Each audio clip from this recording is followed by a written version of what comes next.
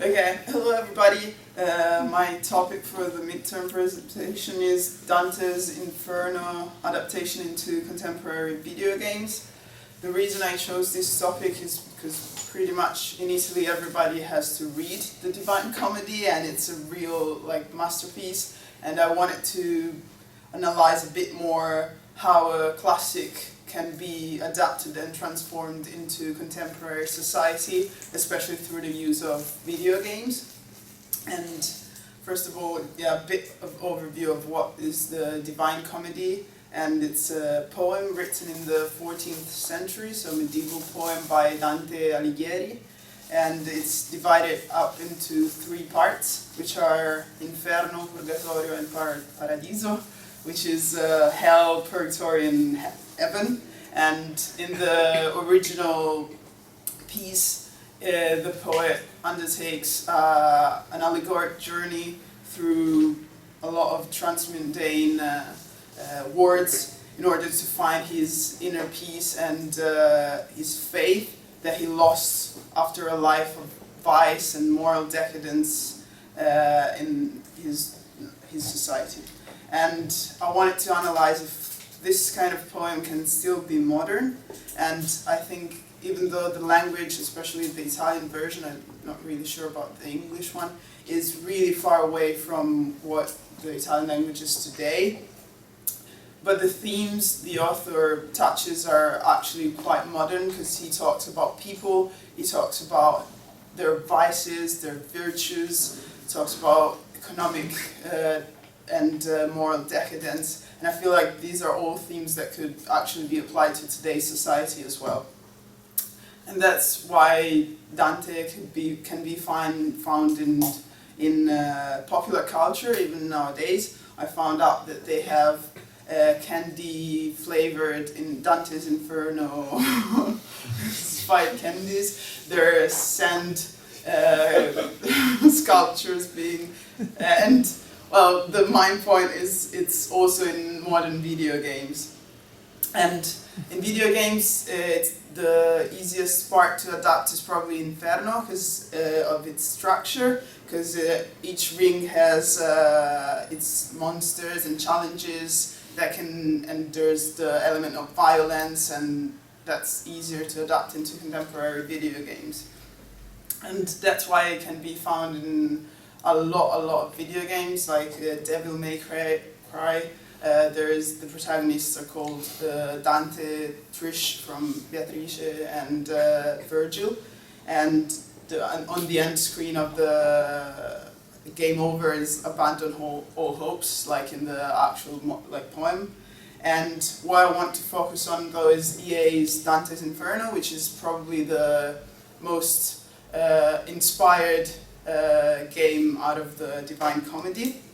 And this is from 2010, and Dante is reimagined as a violent crusader, like ex-Templar knight, and is armed with a scythe and a crucifix, and he goes through the circles of hell to save Beatrice. And this is like the main change from the original poem, is that Dante here is seen as from a moral pilgrim, he changes into a violent warrior. And all the protagonists are kind of the same as the original poem, because there is Dante, there is Beatrice, but they all change really a lot in the connotations. For example, Beatrice, which in the original poem she's Dante's savior, she's the symbol of purity and morality. In this game she's turned into the typical lady in distress, so it's Dante that through his journey has to go and save her, and this has been like one of the most criticized point of the whole video game.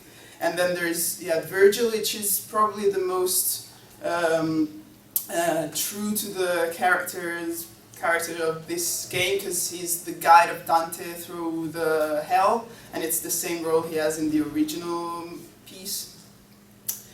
And what I wanted to stress in this paper is that a lot of critiques have arisen around the game, and I'm major in marketing, so I looked up at the marketing part of the critiques as well, and the game was accused because it proposed to teach the kids about the poem. So they would actually go on marketing campaigns saying, if you play this game, you'll get to know what Dante wrote about. And this was really strongly accused of sexism because of the figure of Beatrice in the game, and of fakery because it's not a faithful representation of the actual poem. But also, what I wanted to stress is that this is not necessarily a bad thing that classic literature is transposed into video games, and that's because I believe that by transforming the story, it's possible to keep the classic alive. Of course, I still think that if you really want to go into and emerge into Dante's world, you have to read the actual book. But the fact that there's a video game that can bring kids to actually get to know about the original paper, it should be beneficial for both kind of arts, so both for video games and literature.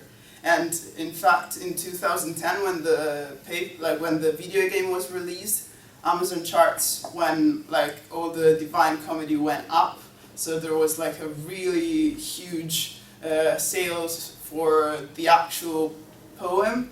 So yeah, my main point is that video games could help people being aware of traditional literature, and that it shouldn't just criticize because it's not faithful to the actual poem. So yeah, that's it. Thank you very much. Thank you.